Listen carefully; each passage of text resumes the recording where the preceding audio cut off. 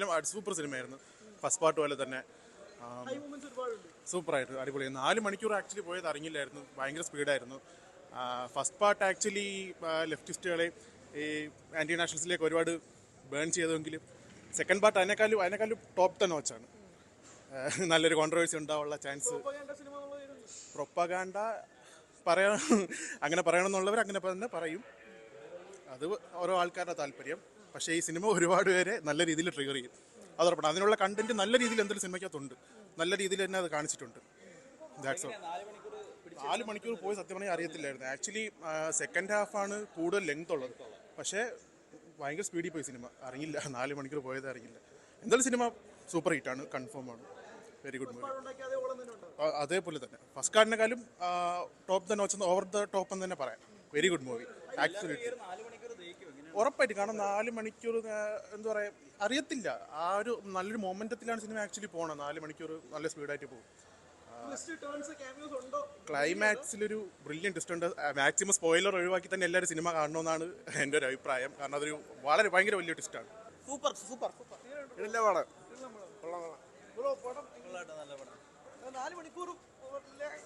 കൊള്ളാം, നല്ല ഫിലിമാണ്, ഇൻട്രസ്റ്റിംഗ് ആണ്, ഭയങ്കര ഒരു once a lifetime experience ആണ് ഈ പടം. ഇത് തീർച്ചയായിട്ടും തിയേറ്റർ എക്സ്പീരിയൻസ് ആണ്. നെറ്റ്ഫ്ലിക്സിൽ ആമസോണിൽ വരാൻ നോക്കിയിരിക്കരുത്. കാരണം തിയേറ്ററിൽ 4 മണിക്കൂർ എന്ന് പറഞ്ഞാൽ നമുക്ക് 4 മിനിറ്റ് പോലെയാണ്. അത്രയും ഒരു പാട്രിയോട്ടിസം അത്രയും കീപ്പ് ചെയ്യുന്നൊരു സിനിമയാണ്.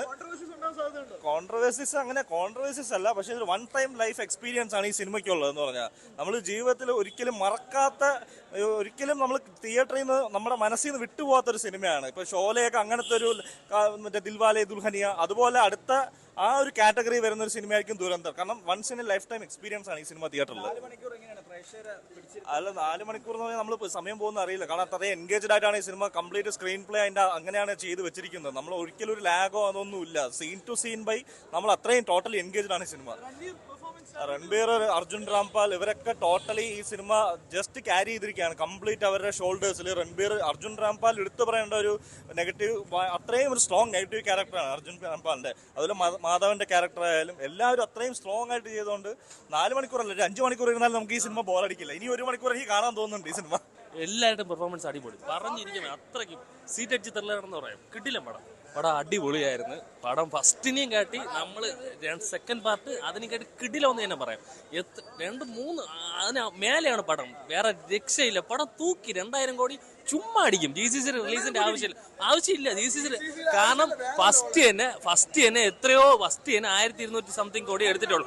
അന്ന് അത് കുറെ പേര് ഇത് കണ്ടതാണ്. ഏതാണ് OTT വന്ന് കണ്ട ഒരുപാട് പേരുണ്ട്.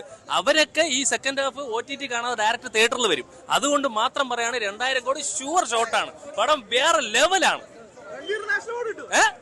എത്ര അവാർഡ്, എല്ലാ അവാർഡും, മികച്ച സംവിധായകൻ, മികച്ച എഡിറ്റിംഗ്, മികച്ച ക്യാമറാമാൻ, മികച്ച നടൻ, മെയിൻ ആയിട്ട് മികച്ച മ്യൂസിക്. ഒരു രക്ഷയില്ല. തുടങ്ങുമ്പോ തന്നെ ഒരു പാട്ടുണ്ട് വേറെ ലെവല്. അറിയില്ല, കാരണം അത്രത്തോളം മനോഹരമായിട്ട് പടം എടുത്തേക്കുന്നു. പടത്തിന്റെ ഓവറോൾ നമുക്കൊരു ഫീലാണ്. ഇന്ത്യ എന്നുള്ളൊരു വികാരമാണ് ഭയങ്കരമായിട്ട്. ഒരു രക്ഷയില്ല. നമുക്ക് അത്രത്തോളം ഭയങ്കര ഹാർഡായിട്ടുള്ള സീൻസ് ഒക്കെ ഉണ്ട്. പക്ഷെ മൊത്തം ബാക്ക്ഗ്രൗണ്ട് സ്കോർ ആയാലും ബീറ്റ് ആയാലും എല്ലാം ഭയങ്കര സൂപ്പറാണ്. ആരും മിസ്സാക്കല്ല്. ഒരു ഭാരതീയൻ എന്ന രീതിയിൽ എന്തായാലും മസ്റ്റായിട്ട് അത് കാണേണ്ട പടമാണ്. ഒരു രക്ഷ. അവാർഡ് രൺബീർ നാഷണൽ അവാർഡ് ഉറപ്പിച്ചു. 100% രൺവീർ സിംഗിന് നാഷണൽ അവാർഡ് ഉറപ്പിച്ചു. ഒരു രക്ഷയില്ലാത്ത ആക്ടിങ്. അതുപോലെ ഭയങ്കര ഒരു ഫീലാണ്. എന്താ വെച്ചാൽ റിയൽ ഇൻസിഡൻസ് എല്ലാം ക്ലബ് ചെയ്ത് ഇത്രയും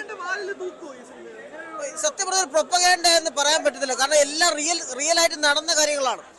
അതിൽ കുറച്ച് മസാലയും കാര്യങ്ങളൊക്കെ ഇട്ടിട്ടുണ്ടെന്നല്ലാതെ ഇതെല്ലാം റിയൽ ഇൻസിഡൻസ് ആണ്. അത് ഭയങ്കരമായ ട്വിസ്റ്റാണ്. അവരുടെ ക്ലൈമാക്സിലെ ട്വിസ്റ്റോട് ട്വിസ്റ്റ്, നമ്മൾ ഒരിക്കലും വിചാരിക്കാത്ത ക്ലൈമാക്സും. ഇന്റർവെൽ പഞ്ച് സൂപ്പറാണ്, ക്ലൈമാക്സ് സൂപ്പറാണ്. അതും ബാക്ക്ഗ്രൗണ്ട് സ്കോർ 1 മിനിറ്റ് 4 മണിക്കൂർ എന്നൊക്കെ പറയുമ്പോൾ നമുക്ക് ഇരിക്കാൻ നേരത്ത് തലപ്രാന്തെടുക്കും.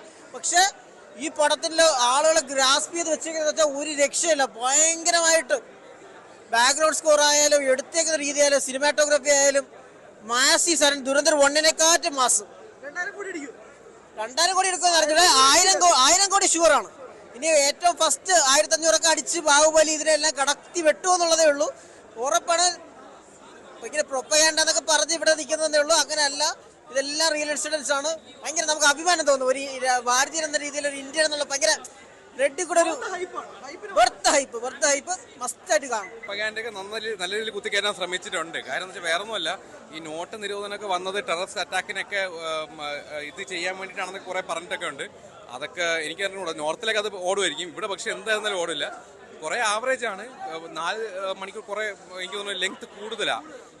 പിന്നെ കുറേ പ്രൊപ്പഗാൻഡസ് ഒക്കെ എല്ലാം ഇങ്ങനെ കുത്തിക്കയറ്റാൻ വേണ്ടി ശ്രമിച്ചിട്ടുണ്ട്, നല്ല രീതിയിൽ ശ്രമിച്ചിട്ടുണ്ട്, ഇല്ലെന്ന് പറഞ്ഞില്ല. ആദ്യത്തിൽ കുറച്ചൊക്കെ ഉണ്ട്, നമുക്കങ്ങനെ വലിയ ഇതില്ല. പക്ഷേ ഇതിലൊക്കെ കൂടുതലായിട്ട് കയറ്റിയിട്ടുണ്ട്. പടം സൂപ്പർ ആയിട്ടുണ്ട്. രൺവീർ സിംഗ് ഒളിച്ച് സെന്റർ ഓഫ് അട്രാക്ഷൻ. കഴിഞ്ഞ പടത്തിൽ രൺവീർ സിംഗ് കൊള്ളൂല എന്ന് പറഞ്ഞത് ഈ പടത്തിൽ രൺവീർ സിംഗ് അത് കാണിച്ചു തന്ന് അടിപൊളി നാടനാണ്, സൂപ്പറാണ്. ഇതുപോലെ ഈ പടം ആർക്കും അഭിനയിക്കാൻ പറ്റില്ല, രൺവീർ സിംഗിനെ കൊണ്ടേ അത് മാത്രം പറ്റുള്ളൂ. അടിപൊളി പടം, രൺവീർ സിംഗ് പൊളിച്ചടുക്കി. പക്ഷെ അക്ഷയ് കന്നെ കൊന്നത് വളരെ മോശമായി, അതുകൊണ്ട് ഇച്ചിരി ബോറായിരുന്നു. അപ്പൊ എന്നാലും അക്ഷയ് കന്നെയായിരുന്നു മെയിൻ ഇത്, അത് പോയോണ്ട് ഒരു ചെറിയ ഇതുള്ളൂ. അത്ര പോരാ, അക്ഷയ് കന്നേരെ അത്രയില്ല, അതിന്റെ ഇത്രയില്ല. അതുകൊള്ളായിരുന്നു, അത് നൈസായിരുന്നു. ട്വിസ്റ്റൊക്കെ കൊള്ളാം, പക്ഷെ അക്ഷയ് കന്നേര ആ ഒരു ഇത് മാത്രമേ ഉണ്ടായിരുന്നുള്ളൂ. പക്ഷെ അത് എങ്കിലും അത് ഭയങ്കര മോശമായി പോയി. അക്ഷയ് കന്നെ കൊല്ലണ്ടായിരുന്നു, അതാണ്. എന്നാലും ആ ഡെഡ് ബോഡി കണ്ടപ്പോ ഒരു ആശ്വാസം. ഇല്ല, എനിക്ക് ദുരന്തർ ഫസ്റ്റ് എനിക്ക് ഭയങ്കരമായിട്ട് ഇഷ്ടപ്പെട്ടായിരുന്നു. കാരണം നമുക്ക് ആ ഒരു പാകിസ്ഥാനിലെ പോയിന്റ് ഓഫ് വ്യൂല് നമ്മൾ അതൊരു ഫ്രഷ് എക്സ്പീരിയൻസ് ആയിരുന്നു. ദുരന്തർ 2ലേക്ക് എത്തുമ്പോഴത്തേക്ക് നമ്മുടെ എക്സ്പെക്ടേഷൻസ് എല്ലാം ഭയങ്കര ഹൈ ലെവലിലേക്കായിരുന്നു. നമ്മൾ ഭയങ്കരമായിട്ട് പ്രതീക്ഷിച്ചു, ഇതെല്ലാം ഉണ്ടായിരുന്നു. എസ്പെഷ്യലി ദുരന്തർ ഫസ്റ്റ് പാർട്ട് കണ്ടപ്പോഴത്തേക്ക് എല്ലാവരും പറഞ്ഞു YRF അവന്മാർ മുട്ടുകുത്തിയിരുന്ന ഈ സിനിമ കുറെ ഒരു 50 തവണയെങ്കിലും കാണണം എന്ന രീതിയിലൊക്കെ പറഞ്ഞു കേട്ടിട്ടുണ്ടായിരുന്നു. അതെല്ലാം ഇതുണ്ട്. പക്ഷേ ഇതെനിക്കൊരു 50-50 ഒരു ആവറേജ് എക്സ്പീരിയൻസ് മാത്രമേ ഉണ്ട്. അതെ, എനിക്കൊരു 50.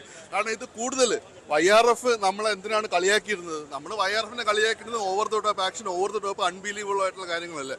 പാകിസ്ഥാനിലുള്ള ഒരു മണ്ടന്മാരൊന്നുമല്ല കേട്ടോ. നമ്മൾ വെറുതെ നമുക്ക് സിനിമയിൽ അങ്ങനെ കാണിക്കാന്നേ ഉള്ളൂ. ആ ഒരു രീതിയിൽ നോക്കിക്കഴിഞ്ഞാൽ ഇതൊരു മാസ് മസാല ആ ഒരു കുത്തിക്കയറ്റി ഭയങ്കരമായിട്ട് കുത്തിക്കയറ്റി എടുത്തിട്ടുണ്ടായിരുന്നു. അപ്പം എല്ലാം ഓക്കെ, നമ്മളെല്ലാം ഓക്കെ, നമുക്കൊരു സിനിമാറ്റിക് വിഷൻ കണ്ടിരിക്കാൻ ഉറപ്പാണ്. പക്ഷെ അതിൻ്റെ ഇടയിൽ ഒരു 50-50 അത്രേ ഉള്ളൂ. അടിപൊളി സൂപ്പർ പടം, കിടിലം പടം. കൊള്ളാടാ, നല്ല പടം. ലൈക്ക് ഫസ്റ്റ് പാർട്ടിന് അത്ര ഈക്വൽ ആയിട്ട് അവർ എടുത്തു വെച്ചിട്ടുണ്ട്. പക്ക ഹൈപ്പിന്റെ അടുത്തുണ്ട്, പക്ക റിയലിസ്റ്റിക് സ്പൈ പടം. BGM ഒക്കെ നൈസായിട്ടുണ്ടായിരുന്നു. കിടിലം പടം. ചെറുതായിട്ട് ഒരു പക്ഷത്തിനെ വെളുപ്പിക്കാൻ നോക്കിയിട്ടുണ്ട്, അത് മേ ബി അവരുടെ ഇതായോണ്ടായിരിക്കും, അറിഞ്ഞൂടാ. ആ ഒരു ഇത് മാത്രം കുറച്ച് ഉറപ്പായിരുന്നു. ഭയങ്കര തിയേറ്റർ ഫുൾ ഓൺ ആയിരുന്നു ആ സമയത്ത്. പക്കാ തിയേറ്റർ എക്സ്പീരിയൻസ് ഉള്ള പടം. അഡൽട്ട് മൂവി 18+ വയലൻസ് മൂവി കണ്ടിറങ്ങിയ ഒരു ഫീൽ ഉണ്ട്.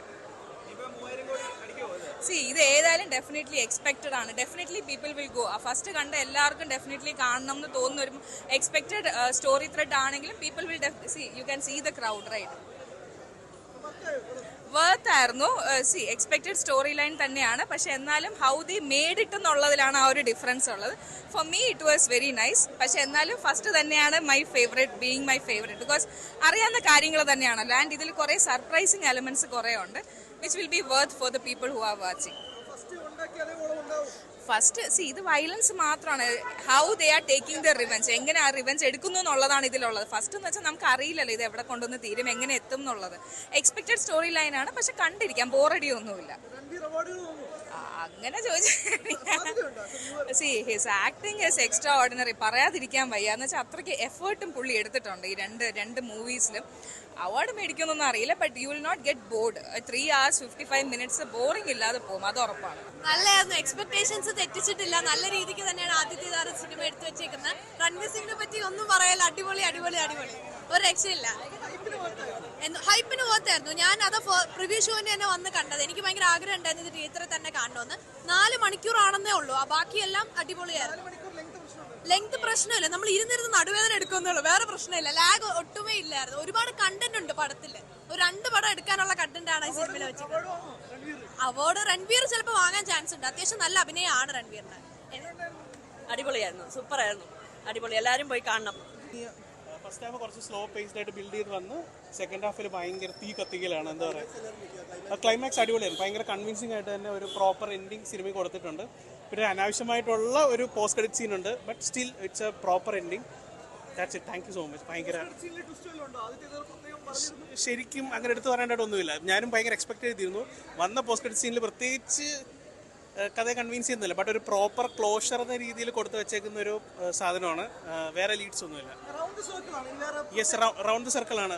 എന്താണോ ഫസ്റ്റ് പാർട്ടിൽ ചെയ്ത് വെച്ചിരിക്കുന്നത് അതിന്റെ കണ്ടിന്യൂഷൻ ആണ് സെക്കൻഡ് പാർട്ടിൽ വരുന്നത്.